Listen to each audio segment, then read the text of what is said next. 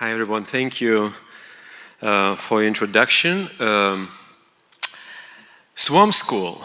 Of course, there is always a question about the swamps, right? And as we know, in the American political rhetoric from the 19th century, they try to drain the swamps, right? Of course, as artists and artists who have ongoing interest in engaging science, we want to question habits of thought, right? So we want to question rhetorics, and we want to question the idea that swamps need to be drained. So we are artists, and in 2017 we were approached by the young architects, a young architecture organization in Lithuania, to curate national pavilion at the Venice Biennale in architecture.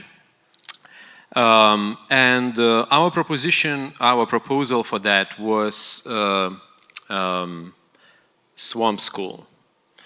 So there is this kind of like flirt between the pavilion and the school. And as we know, the Venice as a town itself is in the middle of the swamp. Venetian merchants who built the town, they intentionally built in the impossible place. First of all, to show their power, right? To show that they can build something in the swamp. But for us, the swamp is interesting. Not only as the biotop, not only as ecosystem, which is very interesting as well, but it is also interesting as the model, as the interface through which we can look at the very complex problem of our surrounding world. Through the history of the modernity, swamps were always on the pathway, right? We try to, well, humans or the moderns try to drain the swamps and make them either into agricultural terrains or into the waterways. You know, try to make them useful, right? Because we moderns understood the swamps are not really useful, right?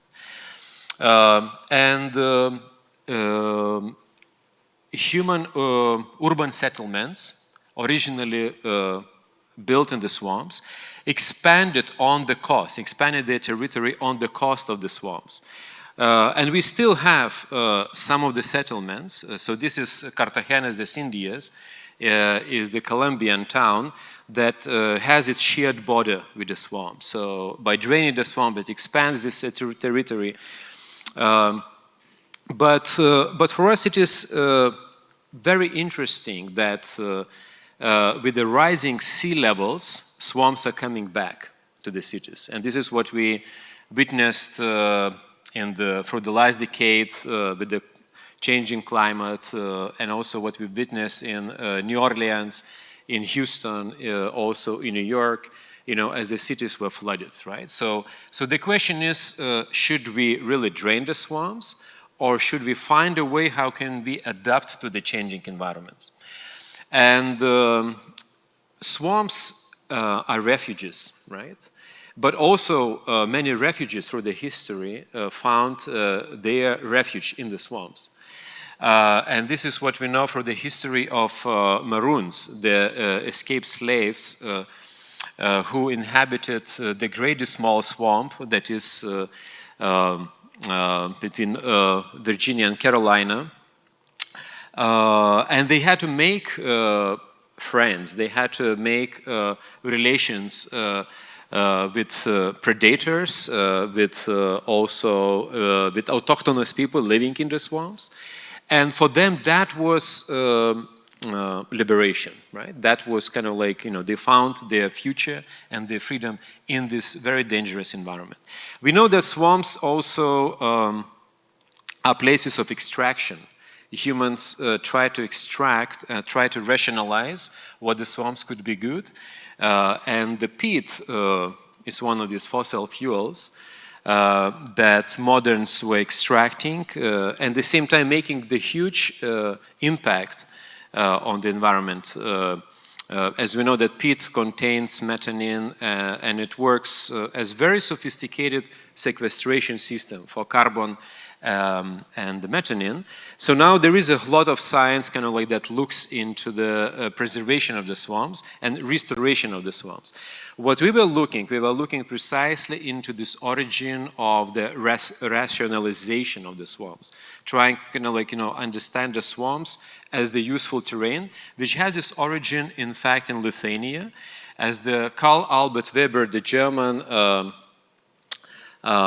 swamp expert from the Imperial Swamp Observatory in Bremen. As you know, Germans are very particular about something, so they had not only observatory to look into the sky, but also into the swamps. He was sent at the end of the 19th century to the most northern and most eastern territory of the German Empire, which is today present territory of Lithuania, Aukštumala swamp. And out of his scholarship and his research, the first book that looks into the rationalization of the natural environment, rationalization of the swamp, that tries to sort of like prove what the swamp could be good for, and try to build the scholarship and try to build the science, of course, with the idea to colonize that territory, right? To drain and to colonize, to make it useful, right, for the moderns. But also, Karl Albert Weber, and this is by the way his drawings, he was looking at the relationships between soil and the air, and he became kind of like a bit romantic looking at these wonderful plants, and he also tried to kind of like, plug his fantasy, also trying to imagine autochthonous people living in the swamp, perhaps Lithuanians. So we know, okay, we as moderns, we have a lot of knowledge today about the air pollution, about toxic environments. Our brain is bombarded, our media is bombarding our daily life. Every day we have new findings about microplastics, about climate crisis, and so on and so forth, right? So we have a lot of information about that, but so what's wrong? Why we can't really make a step towards a change? So one of the ideas that we try to also propose with the Swamp School is that it's not about information, it's not about the scholarship, right? It's about sensorial apparatus of our bodies, right? We are simply mute, We need to awake our sensorial apparatus. We need to not only kind of like have the knowledge about things, we need to experience our environments, right? So our first step actually was to take the young architecture students to the swamp and let them experience humidity, let them experience wind, let them experience also how important is unstable ground, right? Let them experience what we're calling uncertainty, right? Something that we kind of like can only do with our body, right? So how can we sort of like activate sensorial apparatus of our body? This is what you see is Venice, and it's Giardini, and that's where the national pavilions are located. And the idea for Giardini to be a place for the national exhibition, to be a host for the national pavilion, it has a starting point end of the 19th century. That's where the biggest empires of that time had their pavilions, but those countries who were colonized or occupied never had presence in Venice, right? So there is always question who is represented, who has the voice in this geopolitical constellation, and who has not. But again, for us was here a question how much the national representation is valid today in the times that we, can name really times of the collapse, times of the collapse not only of our political, social, cultural values, but a time of the collapse of climatic regimes, right? So we're talking about the really collapse of this earth, and even collapse maybe of the life on this planet, right? And I don't want kind of like, you know, to sound so tragic, but actually climate change has already happened. Climate has changed, right? So we're talking about extinction, right? And we have these events like Extinction Rebellion. So the question is, how can we create future learning environments that could teach us not only how to adapt, right? But in order to understand how can we adapt to the changing climate, we have to learn how to sort of like understand, and not only understand, but also understand from the perspectives that perhaps are beyond the human, right? So therefore, our take as the curators of the Swamp School was let's look beyond the human, and let's look also from the perspective of the amphibian. And here, of course, amphibia, you may ask like, okay, so you guys talking about snakes, you're talking about alligators, you're talking about turtles. Well, to look beyond the human is, of course, provocative proposition, which speaks about importance of indigenous perspectives. It speaks about perspectives that during the history of the draining of the swamps, during the histories of the moderns, were neglected, were extracted, were pushed aside as less important or as less scientific or less human, right? So with this proposition to bring other perspectives was to destabilize this sort of like idea of the human as it is built within you know, genealogies that has the starting point in the Enlightenment. So we see the Swamp School as the future learning environment that consists of the several nodes that activate human senses. This was rather an ambitious plan, even for Venice, the main sort of like capital of art, happening in a year. So it stayed in a sort of like format of the proposal. And we found quite a beautiful way how to present the project. The participants of the school and the authors of the proposal, of this joint proposal, were wearing these ponchos, swamp ponchos, which, yeah, they are like, you know, let's say presenting the different ideas and drawings of the proposal, but also are very useful in the swamp itself during the research time. And as we know, swamps are leaking and disobedient ecosystems, right? So they're disobeying national boundaries, they're disobeying administrative boundaries, right? So kind of like building on this leaking idea of the Swamp School, we sort of like try to build the character of the school as the ever-leaking phenomenon, right? So, so the school cannot be just necessarily located in one place, but it can sort of like leak in the whole Venice city, and also with the idea that we could learn from Venice, right? We could learn from Venice's ecosystem. So here we have the organizational diagram of the whole school that also shows relation between the space and then organizational efforts. As artists, we are very much interested in organizational aesthetics. And here we are borrowing from Stafford Beer, Manchester cybernetician, who was very much inspired by the biological system, in particular ponds and swamps, to sort of like, where he got inspiration how to create the most complex models, most complex computational models that would be even able to cope with the whole economy of the country. So he was talking about the fast moving environments that we as humans do not have ability to cope with. So in order for us to sort of like really create additional brain, right? We need to plug to the swamp, right?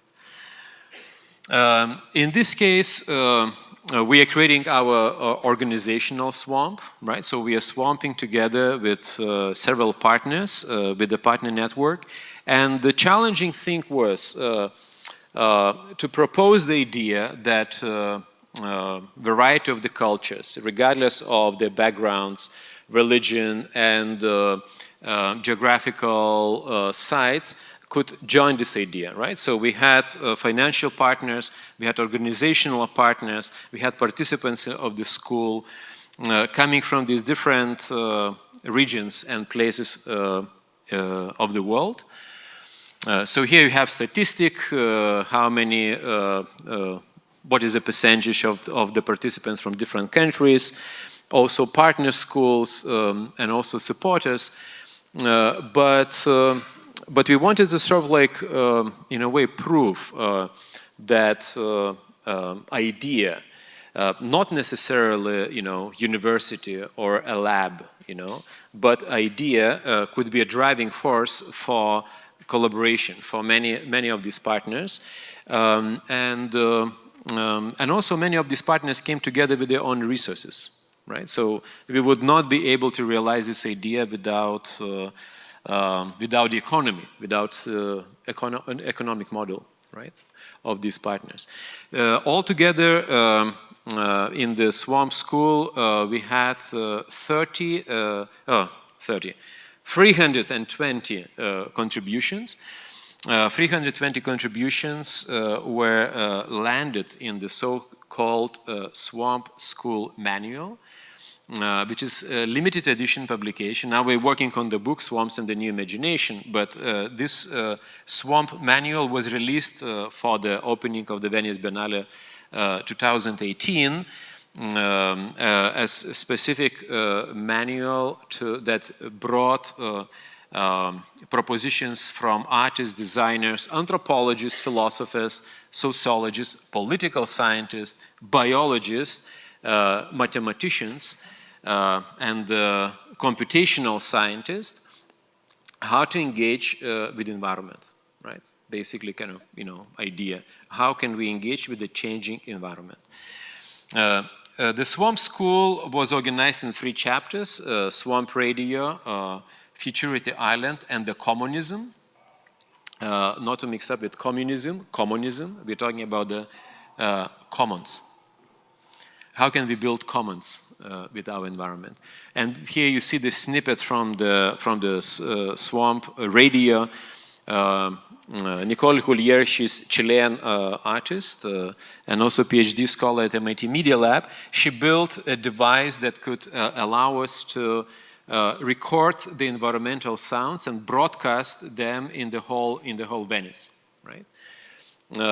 And you may ask, like, why do you need that, right? But the idea was that, again, perhaps kind of like, resonating with what you earlier said about taking students to the environment, right? One of the very important thoughts behind that is that when we walk in the environment, our discourse and our language is being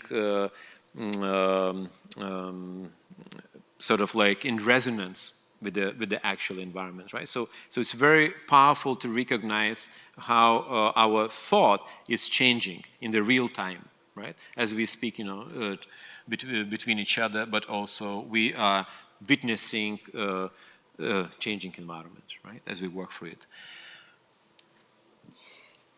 I think we don't have more time, no? It's 2 minutes. Yeah, 70 slides in 2 minutes. It's a big challenge. So I don't know. Shall we just stop here or? It's up to you what you want to do. Just out of respect for the other speakers, if we can finish in 2 minutes, that'd be great. Okay. Right. So we're not going to show you how the school was organized. Perhaps I will just quote a few things. One is by Henry David Thoreau, who was our inspiration. Hope and the future for me are not in lawns and cultivated fields, not in towns and cities, but in the imperious and walking swamps. Maintained Henry David Thoreau, who loved to write about wetlands and to be written by them. And okay, Nomeda, maybe you can just handle this. I'm looking for another quote.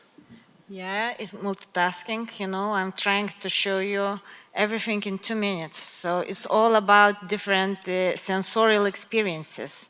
The swamp model built in Venice with the help of the Lithuanian scientist and actually our partner from this university, from Vytautas Magnus University, Professor Daubaras, who built together with students the swamp model from Lithuanian swamp and held several workshops about the plants and biospheres. Right. So we obviously not doing justice here, telling about every wonderful contribution, as there are 320. But for us was remarkable how these discourses from biology and philosophy and political science could sort of like meet together in this space. And something what we try to sort of like argue as the cultural amphibian, and that is a term that comes from Antanas Mokus, Lithuanian-born Colombian politician, who describes the ability of the people to navigate different disciplinary terrains without losing their integrity, right? And for the end, I would like to quote Karl Popper, because some of you may have the question about, what is this relation between the art and science, and also swamps and science, right? So this is Karl Popper from his book, The Logic of Scientific Discovery from 1935. The empirical basis of objective science has thus nothing absolute about it. Science doesn't rest upon solid bedrock. The bold structure of its theories rises above a swamp, like a building erected on piles, driven down from above into the swamp.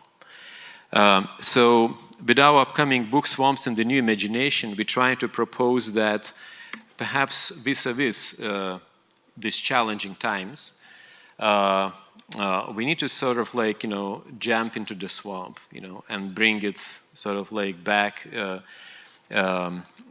sort of like in this way that we as cultural amphibians can find new connections. Thank you.